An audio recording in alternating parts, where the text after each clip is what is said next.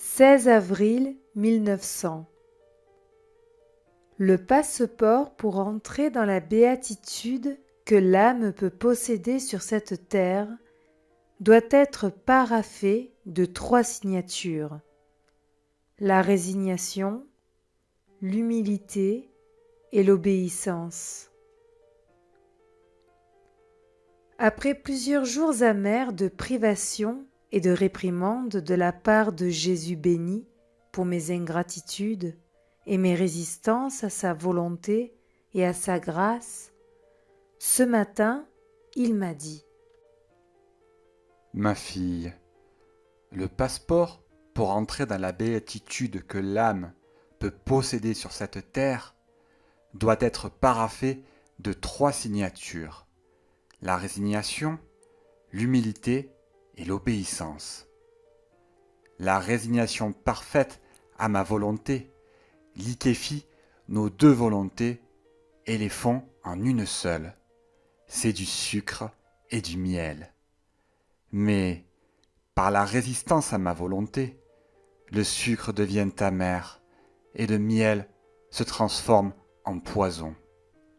Il n'est pas suffisant d'être résigné, mais l'âme doit être convaincue aussi que le plus grand bien pour elle et la meilleure manière de me glorifier est de toujours faire ma volonté. Il faut aussi la signature de l'humilité, car l'humilité produit la connaissance de ma volonté. Mais ceux qui en oublient les vertus de résignation et d'humilité les fortifient, les rend persévérantes, les lient ensemble et les couronne, c'est l'obéissance. Ah oui, l'obéissance détruit complètement la volonté propre et tout ce qui est matériel, spiritualise tout et se pose sur la créature comme une couronne.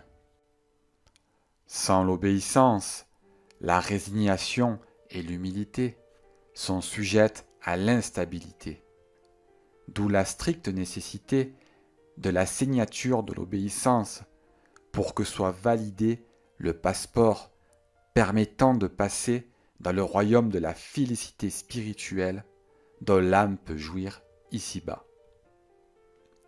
Sans les signatures de la résignation, de l'humilité et de l'obéissance, le passeport sera sans valeur et l'âme sera toujours éloignée du royaume de la félicité. Elle sera contrainte à rester dans l'inquiétude, la peur et les dangers. Pour sa propre disgrâce, elle aura comme Dieu son propre ego et elle sera courtisée par l'orgueil et la rébellion.